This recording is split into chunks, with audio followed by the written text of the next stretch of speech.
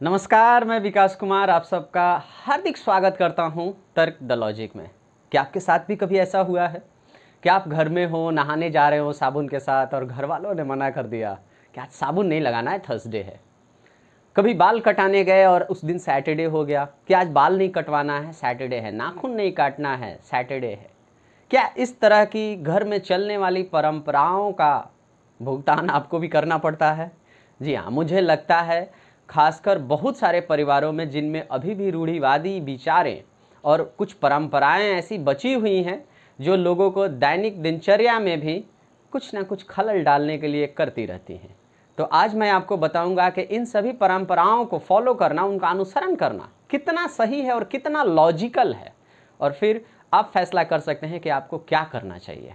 इन परंपराओं को फॉलो करना चाहिए या उनसे छुटकारा लेकर अपने कर्तव्य, अपने कर्मों पर ध्यान देना चाहिए। आप सबसे मेरा सबसे पहला सवाल यही होगा कि अगर मैं आपसे पूछूं कि सूरज किस दिशा में उगता है तो आप कहेंगे पूरब दिशा में।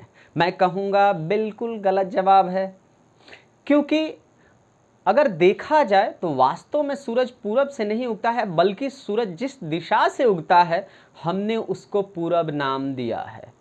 अब यहां पर यह बात कहने का क्या तर्क है? ये मैंने इसलिए बताया कि दुनिया में जितनी भी सारी चीजें हैं, जितनी भी सारी वस्तुएं हैं, सबका नामकरण हमने किया है, हम इंसानों ने किया है। भले वो सप्ताह के दिन हो, महीने के दिन हो, जनवरी फरवरी हो, या आप दिशाओं के नाम हो, ये सब हमने तय किए हैं। अगर आज से आने वाले समय के लिए हम इन दिशाओं के नाम भी बदल देते हैं, अगर हम कह देते हैं कि सूरज उत्तर दिशा में उगता है और आने वाली पीढ़ियों को इस तरह का मैसेज दे दिया जाए, तो आज से 100, 200 साल, 400 साल बाद लोग यही जानेंगे कि सूरज उत्तर दिशा में उगता है। तो क्या सूरज के उगने पर इस बात का प्रभाव पड़ा? बिल्कुल नहीं पड़ता है। तो ये नामकरण हमने किया है, इससे आपकी परंपराओं पर प्रभाव पड़ सकता है, लेकिन प्रकृति पर इसका प्रभाव नहीं पड़ सकता है, आपके जीवन पर विशेष इसका कोई प्रभाव नहीं पड़ता है।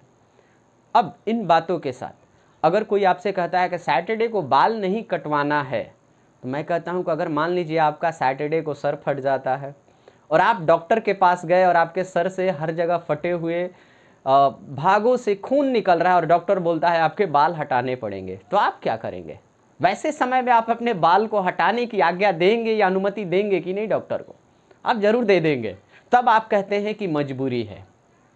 अब जो चीजें मजबूरी में बदल जाएं वो नियम नहीं होते हैं, उन्हें ही परंपरा कहा जाता है। और परंपराएं हमेशा पीढ़ी दर पीढ़ी बदलती रहती हैं, नई नई परंपराएं आते रहती हैं। जैसे पहले अगर देखा जाए तो शादी विवाह की परंपराएं कितनी भिन्न थी आज के शादी विवाह से।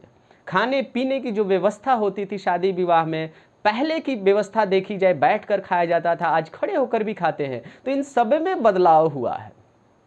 बिल्कुल परंपराएं बदलते रहती, लेकिन नियम नहीं। अगर मैं एग्जाम्पल के तौर पर कहूं कि अगर किसी गेंद को हम ऊपर से छोड़ें तो वो नीचे ही जाएगा, ये नियम है, ये परंपरा नहीं है। ये गेंद हमेशा नीचे जाएगा, भले आप जिंदा रहें मर जाएं।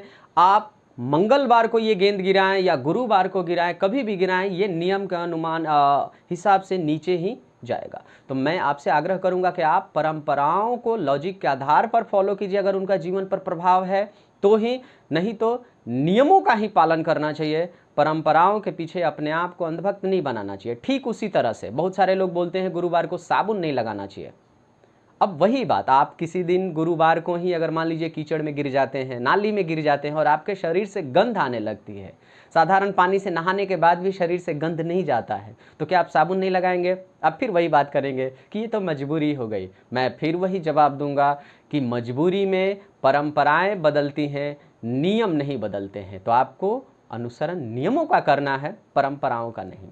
अब आते हैं, लोग कहता है कि मंगलवार को मीट नहीं खाना चाहिए, मांस नहीं खाना चाहिए। नवरात्रि में भी इस तरह की बातें होती हैं कि मांस नहीं खाना चाहिए। तो मेरा सवाल यही है कि खाने का काम आप कर रहे हैं और जिसको आप खा रहे हैं वो मीट, मुर्गा हो या आप बोल सकते हैं मटन हो, तो क्या उनके जीवन पर इससे विशेष प्रभाव पड़ेगा? वो मटन या मुर्गा जो भी है उसकी मृत्यु तो तय है, आप खा रहे हैं, तो वो मंगलवार को मरा या गुरुवार को या बुधवार को, इससे उसके मृत्यु पर क्या प्रभाव पड़ा? और आपके खाने पर वो खाना आपके पेट में जाएगा, मंगलवार को भी पचेगा और गुरुवार को भी पचेगा। तो क्या मंगलवार को किसी भगवान ने आपसे कहा कि नहीं नहीं रहने दो, इसे आज मत मारो, इसको कल मारना और कल खा लेना? क्या दुर्गा माता ये मैसेज भेजती हैं सबको कि बस 9 दिन रुक जाओ और 10वें दिन से टूट जाना इन मुर्गों पर, इन मटन्स पे, और उनको पूरा खाते रहना? ऐसा होता है क्या? नहीं। तो इस बात का भी कोई लॉजिक नहीं है कि आप किस दिन किस भोजन का आहार करते हैं। अगर वह भोजन और आपका शरीर उस चीज़ को पचाने के लिए तैयार है तो अगर आप खाते हैं तो आप किसी भी दिन खाएं, कोई फ़र्क नहीं पड़ता है। नहीं खाते हैं तो बात ही अलग है। ठीक उसी तरह से अगर कितनी बार लोग कहते हैं कि शाम को घर में झाड़ू नहीं लगाना चाहिए, लक्ष्मी जी का प्रवेश शाम को ही होता है। मैं कहता हूँ अगर शाम के समय में ही आपके घर में या आसपास गाँव में आंधी तूफान आ जाए, सारा बाहर का कूड़ा कचरा आपके घर में घुस जाए, आपके बेड पर चला जाए जहाँ आपको सोना है, आपके घर में पूरे बेडरूम में फैल जाए, तो आप क्या करेंगे? झाड़ू लगाएंगे या नहीं लगाएंगे? साफ करेंगे या नहीं करेंगे? करेंगे, बिल्कुल करेंगे। क्योंकि इन सब बातों का महत्व सिर्फ परंपराओं से ही जोड़कर आप देखते हैं, इसलिए आपको लगता है कि इन्हें फॉलो करना चाहिए। लेकिन जीवन में परंपराएं हमें वही करना चाहिए जिसमें सहूलियत हो और इंसान भी वही काम करता है। तो इसलिए जब उसको सहूलियत लगता है, परंपराओं को मानता है, और जब उसकी सहूलियत के हिसाब से नहीं होता है तो वो उसे तोड़ देता है। यानी ये परंपराएं आपके जीवन के लिए नियम नहीं हैं। तो इन सब चीज़ों को करने का कोई लॉजिक नहीं है, कोई तर्क नहीं बनता है। मुझे लगता है इस वीडियो में आपको जिन बातों को मैं रखना चाहता था उन सभी बातों को आप अच्छी तरह से समझ गए होंगे। और तब तक के लिए हम मिलेंगे अगले वीडियो में। हमारे चैनल को सब्सक्राइब कर लीजिएगा और शेयर भी कीजिएगा ताकि इस तरह की सूचनाएं, इन्फॉर्मेशन बहुत सारे लोगों के पास पहुंचे, और जो लोग इस तरह की परंपराओं पर भरोसा कर आगे बढ़ने की कोशिश करते हैं वो इन्हें छोड़ कर आगे बढ़ें ताकि उनका जीवन और बेहतर हो सके। धन्यवाद।